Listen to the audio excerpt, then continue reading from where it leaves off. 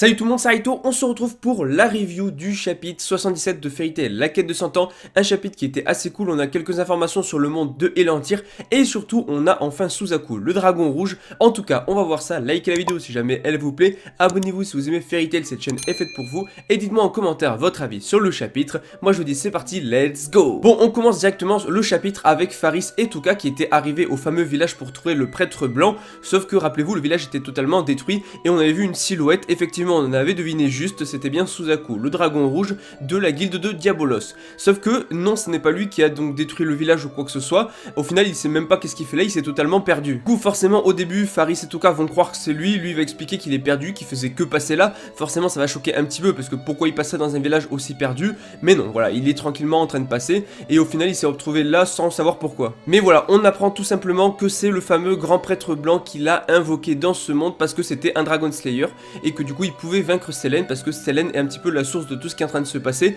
parce que c'est à cause de Selene que forcément ce monde part vraiment en vrille, parce que forcément il y a beaucoup trop de pouvoirs magiques, donc le monde est totalement instable et va finir par disparaître. Sinon on a d'autres infos par rapport au fait qu'il y a des sortes de monstres qui s'appellent les Tsumeaka qui naissent des sortes de mains géantes qu'on avait vues donc à Elantyr. Donc voilà, a priori ça fait des décennies que ça n'était jamais arrivé, mais là ça y est, vu que le pouvoir est instable et que le monde va bientôt disparaître, c'est vraiment la fin du monde, et bien du coup ça crée des sortes de Tsumeaka, donc voilà, ces sortes de créatures et tout, donc c'est eux qui vont attaquer le village, et au final Suzaku a été invoqué par le prêtre pour vaincre Selene, pour régler tout ça. Du coup Faris et tout vont lui expliquer la situation, par contre il y a un gros problème, il veut bien détruire Selene, ça lui pose pas de problème, d'ailleurs il pense même que ça sera simple, et ça franchement je pense clairement qu'il devra faire équipe avec Fairy Tail, parce que je le vois pas vaincre tout seul Selene qui est un dieu dragon du niveau d'Acnologia en théorie, donc non, Suzaku devra faire équipe avec Fairy Tail. Par contre le problème c'est qu'il a dit tous ceux qui se mettent en travers de son chemin, il les tuera tout simplement, y compris Fairy Tail, parce que je rappelle que c'est l'ennemi de sa guilde. Oui, Fairy Tail est l'ennemi de Diabolos, et il a pour mission de les battre si jamais il les croise, voire les tuer. Du coup, voilà, il y a un petit problème qui va se poser à ce niveau-là, donc pour lui, voilà, si jamais ils sont sur son chemin, il les tuera tout simplement,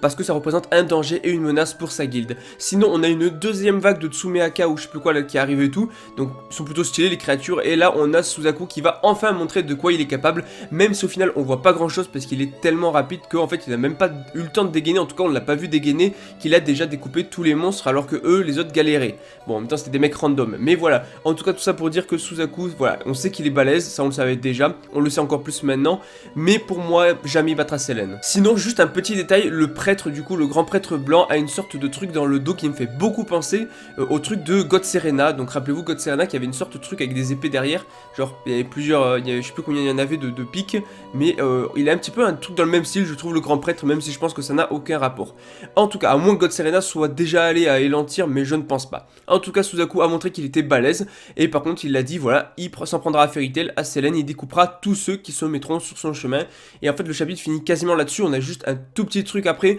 où on voit un petit peu tout le monde qui se remet de ses émotions, Natsu, Lucie, etc., qui se retrouvent, voilà. Ils expliquent un petit peu tout ce qui s'est passé sans entrer dans le détail. Erza apprend qu'elle était une yokai araignée, mais surtout on a à la fin Yuko qui va arriver, et donc du coup c'est très cool parce que Wendy va utiliser donc du coup Spirior, va essayer de recouvrir tout le monde donc de cette magie spirituelle pour qu'ils puissent du coup combattre, mais surtout on a Yuko qui va invoquer une multitude d'esprits, donc les esprits, les yokai du pandémonium, et au final le chapitre finit là-dessus. On n'a pas grand chose de plus, j'ai pas grand chose à dire, le chapitre est sympa, pas incroyable, voilà, je pense que les gros trucs arriveront vers la fin de l'arc, pour le moment on est sur de la transition. Mais en tout cas voilà, ça fait plaisir de voir Suzaku, on se demandait quand il allait arriver, et en fait c'est le grand prêtre qui l'a invoqué, tout simplement, voilà, il est arrivé là par pur hasard, mais pourquoi pas, du coup forcément je pense qu'il combattra avec Fairy Tail, parce qu'il pourra pas battre Selene tout seul, donc j'ai hâte de voir les futurs combats et tout, pas grand chose à dire sur le chapitre, donc n'hésitez pas à liker la vidéo si jamais elle te plaît, abonne-toi si jamais tu aimes Fairy Tail, cette chaîne est faite pour toi, tu peux me dire en commentaire ton avis sur le chapitre, qui ma foi était assez cool, mais pas une dinguerie non plus, du coup je te dis à la prochaine, allez, ciao tout le monde.